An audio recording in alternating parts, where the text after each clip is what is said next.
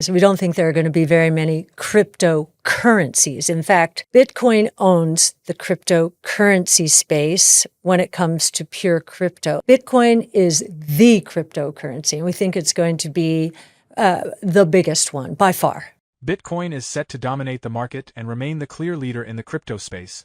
That's the latest message from Cathie Wood, CEO of Ark Invest. After modeling Bitcoin's performance across multiple market cycles, Ark's data points to one undeniable conclusion: Bitcoin grows stronger every time the market tests it. Institutions are now gaining exposure through ETFs, corporations are adding it to their balance sheets, and nations facing currency collapse are exploring it as a reserve asset. No other cryptocurrency comes close to this level of global adoption or trust. Wood emphasizes that Bitcoin's fixed supply of 21 million is what truly sets it apart. While central banks continue to print unlimited amounts of money and altcoins inflate their supply through new token issuances, Bitcoin compounds in value through scarcity and network growth. This combination gives it the potential to outperform traditional assets such as gold and equities over the long term, establishing it as a cornerstone of the digital economy. Stick around until the end of the video, where Cathie Wood breaks down why Bitcoin's value is expected to keep compounding year after year, and why it will remain the strongest and most dominant cryptocurrency, far ahead of the rest. Still paying taxes on your crypto gains? What if you didn't have to? With ITrust Capital, you can buy and sell crypto inside a tax-advantaged IRA, giving you a smarter way to grow your portfolio without worrying about capital gains tax. That's why they're the #1 crypto IRA platform in America, with billions in tax-advantaged transactions. There are multiple ways to fund your account. You can make a contribution, transfer an existing IRA, or roll over an old 401k or employer plan. You'll get access to a wide range of digital assets, low fees, and 24/7 trading, all backed by secure, one-to-one asset ownership with institutional-grade custody. And if you have questions, ITrust Capital offers 100% US-based customer support with real people ready to help. Click the link, use code DOSE7, and get your $100 funding bonus today. Start building your crypto wealth, tax-advantaged, with ITrust Capital. Are you a believer in all cryptocurrencies or only certain cryptocurrencies? No, not all crypto or supposed cryptocurrencies. We don't think there are going to be very many cryptocurrencies. In fact, there's cryptocurrencies and then crypto assets. Bitcoin owns the cryptocurrency space when it comes to pure crypto. And now we have stablecoins, which are cryptocurrencies as well. But they are tied to the dollar because they're collateralized primarily by Treasury securities. So Bitcoin is the cryptocurrency, and we think it's going to be the biggest one by far, by far. Now, it's focused on, it's a monetary system, rules-based. The rule is quantity theory of money. So 21 million units, that's where it's stopping, and we're at about 20 million units right now. So that's quantity theory. Stablecoins are based, as I mentioned before, on the dollar. And if you can find a way to use those stablecoins, which you can, in the decentralized in DeFi, decentralized financial services, you can earn money. You can earn money from your stablecoins. Just this last week, Coinbase introduced a product allowing holders of USDC who do not get the interest payments, they're not allowed to by regulation, but they're allowed to lend to loan their USDC in the DeFi ecosystem, and they can earn, as of last week, 10.4%. There are two major stablecoins today. Tether is primarily outside the United States and outside Europe now after Mika, or do you call it Micah or Mika? So it dominates. The two have 90% of the market. Circle is, quote unquote, more regulatory compliant, certainly in the United States. And there is a Euro version of USDC in Europe, which has not taken off. So those are the big two. Now, why would we in the developed world, you understand the emerging world, and we thought Bitcoin was going to serve that role. So stablecoins coming along has taken some share from Bitcoin, which we didn't expect when we did our original analysis. So in this world, what we're doing is taking the middlemen out of financial services. And what are the middlemen? Incorrectly or in a not fair way, I used to say, these are the toll takers. It almost sounded nefarious, which it's not. All of those middlemen in the traditional financial world are there to lower the risk of a transaction to the various financial institutions participating. When we move into the world of blockchain technology, it's peer-to-peer. The middlemen go away. So the way I like to describe it in a way that's more understandable, for credit cards, it's automatic 2.5% tax on each transaction. Again, function of middlemen. That doesn't have to be anymore. We will, and the tax will be anywhere from 2.5% or 2% to 4% in the developed world, or 25% if you're doing remittances in the developed world, like say Nigeria.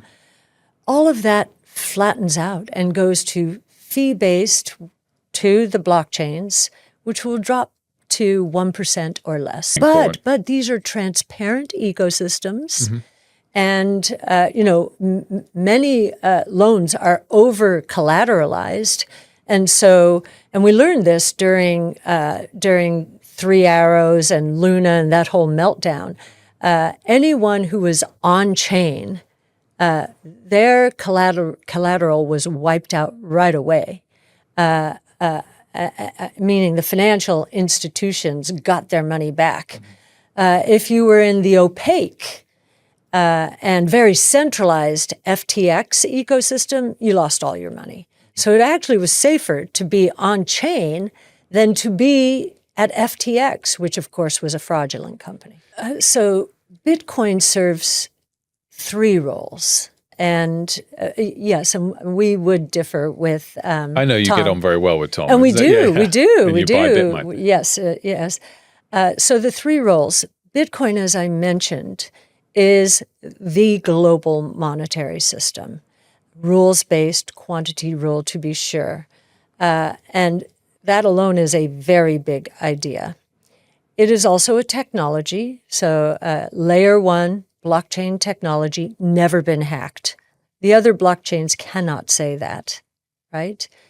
And so that's why the monetary system is based on it. And it is the first of its kind in a new asset class. We wrote our first white paper on that in 2016. So a new asset class.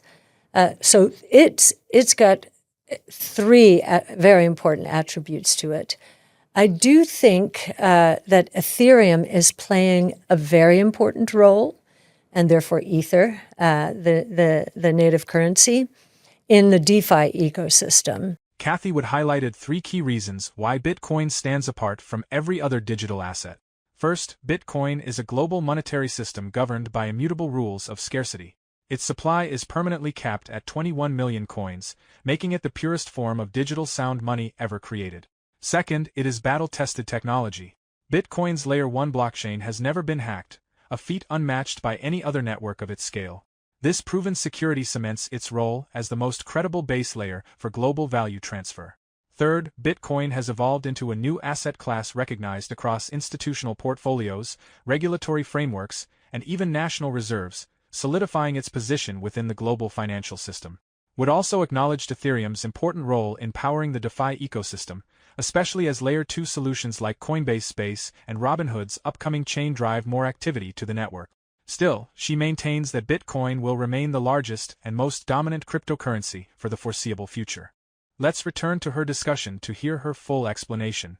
I do think that Ethereum is playing a very important role, and therefore Ether, the native currency, in the DeFi ecosystem. A lot of the fees are going to the Layer 2s. Robinhood, for example, announced that it was going to start its own Layer 2, like Coinbase has. It's called Base. They get a disproportionate amount of the fees. Now, the question is, are there going to be so many layer twos out there that they're going to start competing against one another and confer more importance to the layer one? That is a possibility, and that is why we're invested in Ether, and we do think it powers the DeFi world. But I think these competing interests are maybe something that Tom and I can debate a little bit. Is there a long list of other cryptocurrencies that you believe in, or is it actually a handful only? It's really only a handful so far. Which are the other ones? Well, of course, we've got Bitcoin. Now, in our public funds, these trades are public, so I can tell you our exposures are Bitcoin, Ether. We're finally able to get an acceptable, from a regulator's point of view, way to play Ether, and we chose Bitmine Immersion. And then Solana is the third one, and we can talk about that as well in terms of its role. That one is through, well, it's Brera Sports, and everybody thinks or Ark just bought a bunch of sports teams, which we did not. This is the company into which Soulmate is a Solana treasury is being folded and supported by the UAE, Middle Eastern, and my mentor, our advisor, and my friend Art Laffer is on the board of that one. So that's been very interesting. So those are the big three. Hyperliquid is the new kid on the block, and we're waiting to see how that all plays out. It's exciting. It reminds me of Solana in the earlier days, and Solana has proven its worth and is there with the big boys. So those we think are, and then of course there are other services of like money market fund and Uniswap and a few like that, Jito, which is related to the Solana ecosystem. So we will play certain derivatives, but if you're talking about the big boys or girls, those are the big three right now. Do you think the argument for gold is sort of stronger than ever clearly the performance has been very strong this year. Where do you stand on it relative to Bitcoin? Well, we don't own it, and we're not saying it's going to be a bad investment either. It's just not what we do, technologically enabled disruptive innovation. But with my economics hat on, I always take the performance of gold seriously. Typically, it is a harbinger of inflation. I don't think that's the case this time. We monitor something called the metals to gold index, so metal prices to gold prices. That has dropped below 08-09 levels, and it's got me actually worried about, okay, what is going on out there? It could be related to China, and they're still going through a deflationary unwind of the property speculation there. I think what's happening with gold this time around is geopolitical risk, and you'll notice on Friday night, all of the chaos around B1 visas, right? And I think that uncertainty, it's like, oh my gosh, all of the, the foreign students, from India and China and their parents and everything, looking at this saying, what is going on? And personally, I think it's just a negotiation with India that's going on, and this will all be fine because we don't want to lose the best and the brightest from anywhere around the world, despite what you hear, the rhetoric you hear right now. So I think that's all going to change. But it doesn't matter. The headlines are blaring, and people are saying, okay, what do I do? And, people with a lot of wealth, so maybe older generation, are maybe, shifting some into gold. They're not probably putting it into the digital asset world. Cathie Wood has made it clear that Ark Invest isn't betting on thousands of cryptocurrencies. Only a few have real long-term potential. At the top of her list is Bitcoin, which she sees as the foundation of a new monetary system with a fixed supply of 21 million coins, set to remain the largest and most dominant digital asset. Next is Ethereum, the backbone of DeFi, powering smart contracts and decentralized apps. Ark has gained regulatory-approved exposure to Ethereum, and Wood notes the growing importance of Layer 2 networks like Coinbase Space and Robinhood's chain, which drive activity on Ethereum while expanding its ecosystem. Her third pick is Solana, now a mature and scalable platform attracting institutional support, including from the UAE Treasury. Ark also explores select infrastructure projects like Uniswap and Solana-based products, but Wood stresses that the core pillars of the future crypto economy are Bitcoin, Ethereum, and Solana. Everything else is speculative noise. Do you agree with her picks? Share your thoughts in the comments. For more Daily Dose Crypto news, check out these 2 awesome videos on your screen. Click now and we will see you on the next video.